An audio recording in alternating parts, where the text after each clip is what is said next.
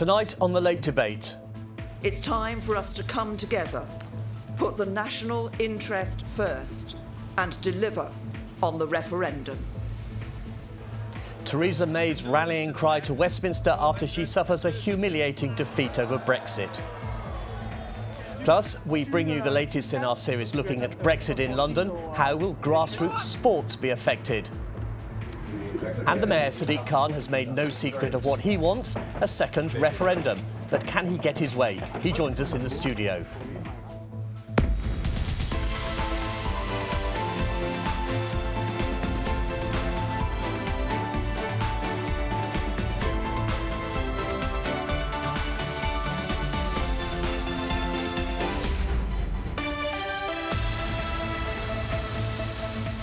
For once, the word historic is probably an understatement. This week has seen the biggest ever defeat for a British government in the House of Commons. Then the Prime Minister bounced back to win the first ever confidence vote held under the fixed-term Parliament rules, and we still haven't a clue how Brexit will end. To try to make sense of it all, I'm joined tonight by the Labour MP for Ilford North, Wes Streeting. For the Conservatives, the Rayleigh and Wickford MP, Mark Francois, and for the Green Party, former London mayoral candidate, Baroness Jenny Jones. Welcome, all of you. Mark Francois, first of all, you have had an audience with the Prime Minister, I understand, today. What can you tell us about it? Well, I was there with a number of colleagues from the European Research Group, of which I'm the Vice Chairman. I'm afraid the meeting... So it wasn't a meeting of minds? Well, we had a conversation and both sides listened very intently to the other. I'm afraid, I don't mean to be unhelpful, but I can't discuss everything that was said there because the meeting was meant to be confidential. But one thing I can say, because one way or another it's already all over the front of the Evening Standard, is that the Prime Minister was clear that she was not prepared to rule out no deal as an option. Without giving anything away, was there any common ground? Were you encouraged? Well, I think we were encouraged by the fact that, you know, the Prime Minister was listening. I mean, we have argued all along that you know, what was going to happen. I, in the House of Commons, kind of took the House through the mathematics before Christmas and said, Prime Minister, please accept that if you push ahead with this, it will never get through. And unfortunately, she did push ahead, and we saw the result on Tuesday night. So she seemed to be more in listening mode, and I think we were encouraged by that. Wes, will you go and see her? Your party leader, Jeremy Corbyn, has said, don't engage with the Prime Minister. Well, it's hard to see the point at this stage because the Prime Minister's been very clear that in spite of this historic defeat, where she's gone down to crushing, humiliating defeat in the House of Commons over her proposed Brexit deal, she's not prepared to compromise on any of her red lines. And it is déjà vu because just so you won't listen? You won't even go in and hear what she has to say? Well, we've heard what she's had to say. I mean, she's very repetitive, frustratingly repetitive. And I noticed everyone else is smiling. You all seem to agree. And the real danger, you know, Mark talked about the parliamentary arithmetic, and he talked it through. And I was there when he talked it through the numbers before Christmas. I think the numbers were even worse for than Mark predicted. But also, at the very start of this process, after Chequers, I stood up in the House of Commons and said to the Prime Minister, your Chequers agreement, the basis for negotiations, doesn't command a majority of the House of Commons. And if you go ahead on this basis, you won't take people with you. And she ignored us. She just thinks she can browbeat us into supporting her deal. Someone else who has heard from the Prime Minister today is the leader of the Liberal Democrats and Twickenham MP, Sir Vince Cable. Let's hear what he has to say. There's no point picking up the phone unless they're willing to remove the no-deal option, unless they're willing to talk about the people's vote. And I did get a call, so I think they're serious. It remains to be seen. My team are having discussions with them, and we'll see over the next few days whether there's anything in this. Jenny, how have proceedings in the Commons been viewed from the posh end of the palace? Oh, posh. To be honest, what we've heard now from all three major parties is that they are still locked in an adversarial combat, which isn't going to get us anywhere. It's certainly not going to heal any divide in the country. And so what all the parties have to do now, because Caroline Lucas, our Green MP, also saw the Prime Minister this morning, and she said she was listening, but she wouldn't back down on anything. She has to back down on her red lines, which are an obsession with her, which nobody actually put there for her, and Labour has, and Lib Dems have to just stop talking about and very few people want a no deal, but they have to stop setting criteria for the meeting. Let's hold those initial thoughts for a moment, because Brexit is much more than a standoff between the politicians here at Westminster. It's going to affect us all, and in ways we haven't even considered. The fallout from leaving the EU touches everything, including sport. On the Late Debate, we've been speaking to those whose futures are in the balance because of Brexit. Tonight, the impact on our sports clubs of London's Brexit. There are a few posher sports, but away from the polo field, glamour is in short supply. Ham Polo Club in Richmond is the only one in London. For the grooms looking after the horses, it's a labour of love. Even out of season, the days are long. After mucking out, we're going to take them for exercise, which is we're going around the club. Sometimes we're going to the park. Lucas is from the Czech Republic. Ham Polo Club relies on a large number of grooms from Eastern Europe and is now having to plan for a no-deal Brexit. We know that if we lose our Eastern European grooms, we do have British grooms, but we have a large number of European grooms, particularly from, I think, the Czech Republic and one or two from Poland, maybe. Yes, it will not be easy for us. Polo might be regarded as a niche sport with an exclusive fan base, but it has its place in London's sporting ecosystem. Like many sports, it attracts money and generates money. Sport plays a really important part in our economy. A lot of people are employed in the sector. It brings a lot of people, particularly to London. You know, we've seen some fantastic events being hosted here. We want to attract people from all over the world, including the EU, to come and visit, to support. When they come, they spend money in our city. They stay in our hotels. Not far from the Polo Club on a cold Wednesday night, members of London French Rugby Club are training. You can do two steps and offload the ball. London French was founded 60 years ago. Not all of the players are French, but since the referendum, membership has fallen from around 60 to 20. We used to have 2 teams. Now we're playing with only 1 team. And having all the friends going back to France or elsewhere in Europe, it's always sad, and the mood is not, the momentum we had is not as strong as it used to be. For London French, the real Brexit fallout may have been on the pitch. Since the pool of players got smaller, inevitably perhaps the club has been demoted. Mark, do you care that Czech grooms can't be hired by local polo clubs and London French are relegated and blaming Brexit? Well, nobody said they couldn't be hired, and if we're going to take back control of our borders, that means we can decide who can cross them. But that doesn't mean that we're going to say no in every instance, does it? So if all it meant was that people that come from the EU have to get a work permit or a visa, just like someone coming from Pakistan or someone coming from Australia or Canada, I don't see that that's such a big problem. Is that a fair argument, Wes? Well, I think the problem is that we've created so much uncertainty and even an environment where people don't feel welcome in the UK, and I think that's desperately sad. We haven't even got to Brexit yet and people are already packing their bags and leaving. And look, the truth is this country and this city in particular relies on inward migration. We see EU workers in our hospitals helping to keep waiting lists as low as possible, and then they're not very good even with the EU staff we already have. Let's think about what would happen if more of them leave. There are so many great contributions that people make, and I think as you kind of look to the future, we're now looking at the possibility of either a harder Brexit, which will make these issues even more difficult, and a more painful Brexit, or, as some MPs are arguing, an even closer relationship with the EU but outside of the EU, which would be a kind of a pointless Brexit because we'd still be subjected to the rules and regulations but with no say. And I just think we've got to get to a point as a mature democracy where we say we now know what Brexit looks like. We've got to give it back to the people to stop these kinds of problems occurring. I'm an Essex MP, not a London MP, but a lot of my constituents commute into London, particularly to work in the city. And I've got some very active sports clubs in my constituency. Rayleigh FC, 50 youth teams, 7 or 8 girls teams now, one of the largest youth football teams in the entire country. And I've had over 800 emails from constituents now about Brexit, from both sides of the argument, which is more than I've ever had on any other subject in the 18 years that I've been an MP.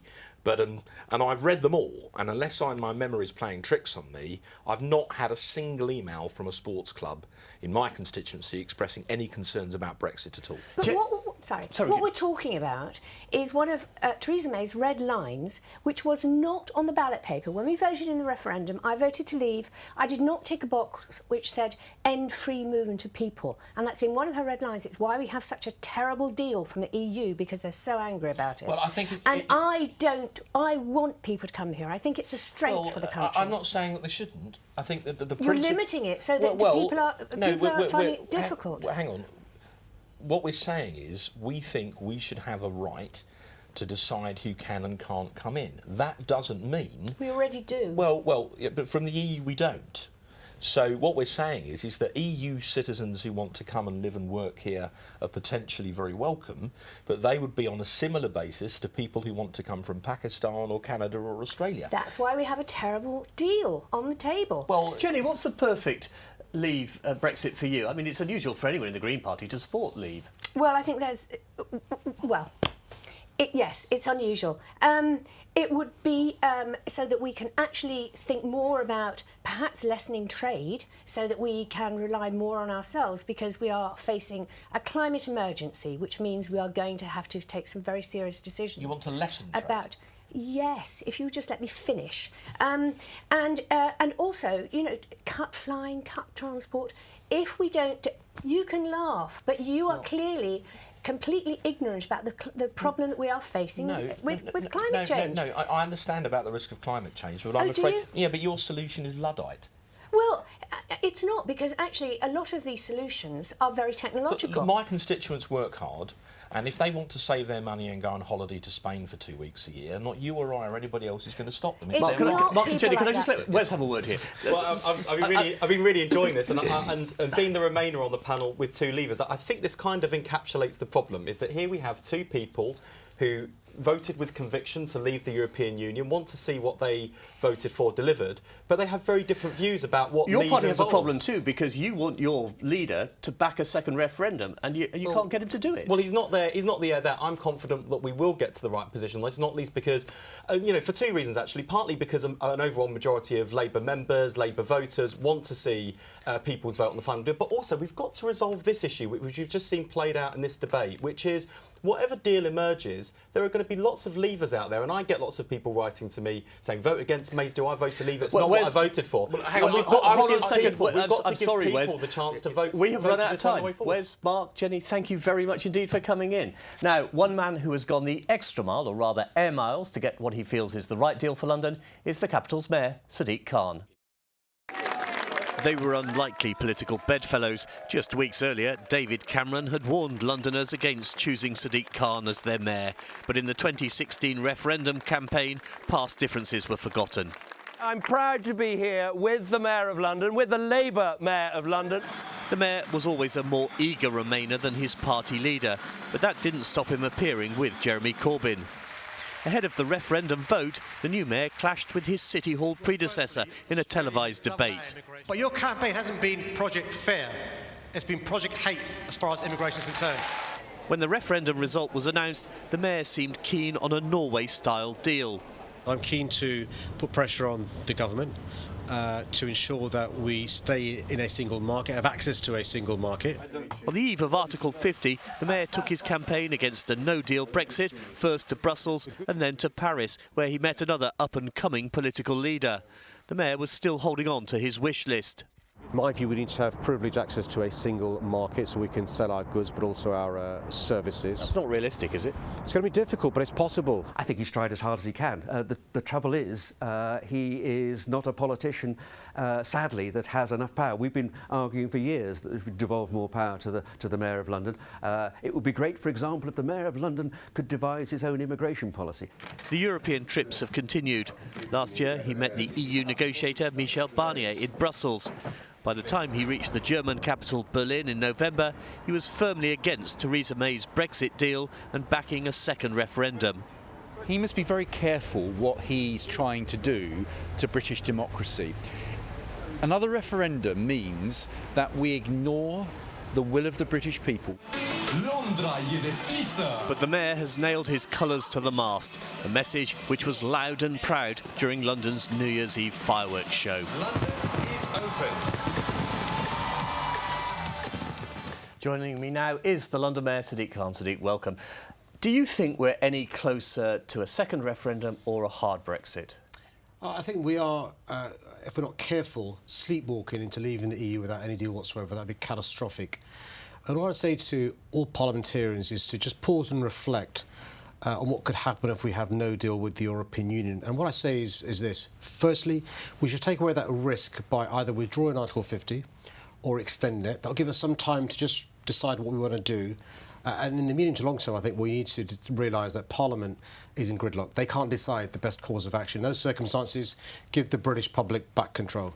You don't think Theresa May's got a real problem, though, with suspending Article 50? She's not going to get that past a lot of her backbenchers. Well, look, the problem is this. The reason why I changed my view, as reflected in your introduction, was during the course of the summer, the Prime Minister's been talking about two choices, either the bad Brexit deal she negotiated or no deal whatsoever, and almost been blackmailing MPs to support the bad deal that she's done. We now know in record numbers it's been rejected by MPs in Parliament. The margin of defeat was 230. Records have been broken. So what she's trying to do now is trying to say, look, unless we tweak my deal to get through Parliament, the alternative is no deal. There is no need for this panic. The EU have agreed they're willing to extend Article 50. The ECJ has said Article 50 can be withdrawn unilaterally. So why this panic? Why sleepwalking towards leaving the EU without any deal whatsoever? You seem keen, it's a long time ago, I agree, 2.5 years ago, on a Norway-style departure with access to the single market. Could that still work? Could you still back that if that was on the table? Look, as the Mayor of London, I spent the first year and a half between June and this summer trying to work with the government to get a good deal with the EU, meeting David Davis, meeting members of the Cabinet, going to the EU to try and secure a good deal with the EU. The problem is the deal the Prime Minister's negotiated is a bad deal. I think the reality is there isn't time to get a better deal with the EU, even if we could. And that's why I'm worried about the clocks slowly ticking down and us leaving the EU without any deal whatsoever. There's no need for this panic, by the way. There's no need for this panic. We can withdraw the notice to quit and have a cool, calm decision in Parliament.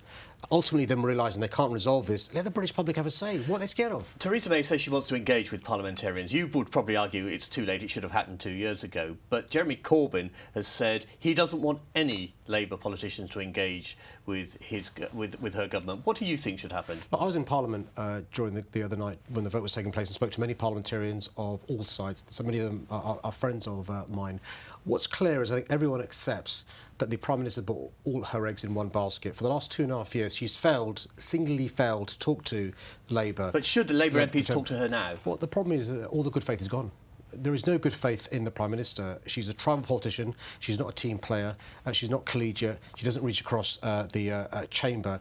And the concern is it looks like it's just a stunt. It's a publicity stunt, and she's trying to waste time. That's why nobody's got any confidence that she can, change. Look, a leopard doesn't change a spot. The Prime Minister won't change her spot. So she's not somebody who reaches across the political divide. To give David Cameron credit, it was an example of David Cameron, a really, really difficult campaign, and both of us were magnanimous. The benefit of the country was far more important than our political differences. Theresa May is not that sort of politician. Do you miss David Cameron as Prime Minister? Well, look, the point is this. I'm very critical of his decision to have this referendum. It's been deeply divisive, deeply unnecessary. But the point is, a leader should be magnanimous. Often during my mayoralty, I've reached across and worked with Conservative colleagues. You've got to do that. The problem with Theresa May is for the last 2.5 years, during the time she's been Prime Minister, she's failed to work with MPs from any other party. Would you advise the Tory party to get rid of her now? Well, it's not for me to give advice to the Tory party. What I'd say is we as a country can't afford Theresa May to carry on as the Prime Minister. I think the best thing is to have a general election, so we as the British public can have a say. The Labour Party's blown that. Well, hold on a sec. I mean, the Theresa May won the vote of no confidence by something like 19 votes. It's still a win. All 10 of the DUP voted with the Conservative Party. If they had not voted with her, they'd voted against that. We'd have had a new general election. But what I'd say to Conservative MPs is you're currently behaving in your own internal party interest rather than the national interest. Surely you realise that not just Parliament's lost confidence in the Prime Minister, but so has the country. What about Jeremy Corbyn and a second referendum, or people's vote as you prefer to call it? Do you think he's edging closer towards it? He doesn't seem to be. Well, Jeremy Corbyn supported the motion passed at Labour Party conference, which basically is a sequential motion. It says, firstly, reject Prime Minister May's deal if it doesn't satisfy the 6 tests. Secondly, try and get a general election and keep all the options on the table. Well, he's failed to get the general election. Now is the time, surely, to go for the people's vote. I suspect what the Labour Party will do in Parliament is listen on Monday to what the Prime Minister has to say. We now know there's going to be a debate on amendments on Tuesday week, and I suspect, I hope, the first amendment that is passed is one to withdraw Article 50. Or to extend it, to give us more time to have this discussion. I think the reality is Parliament is in gridlock. They cannot decide what the best course of action is. The British public, for the first time, should have a say on the deal Prime Minister May has negotiated with the option of staying in the EU. I think we should realise that giving the public back control is actually the most democratic thing we can do. And if there is a second referendum, you will campaign to remain? I'll campaign to remain in an imperfect EU that needs reforming, because I see the benefits of us being members of the European Union. You said earlier you're worried that Britain is sleepwalking into a hard Brexit. How prepared is London? So until summer, we hadn't done much work on how we deal with a no-deal scenario because we didn't think that was realistic. Since the summer, we've done a huge amount of work in relation to preparation. The London Resilience Forum has been meeting regularly. That consists of not just the City Hall, but London boroughs, utility companies, the emergency services. We're speaking to businesses. A huge amount of work's been undertaken, including talking to the NHS. Let me give you one example.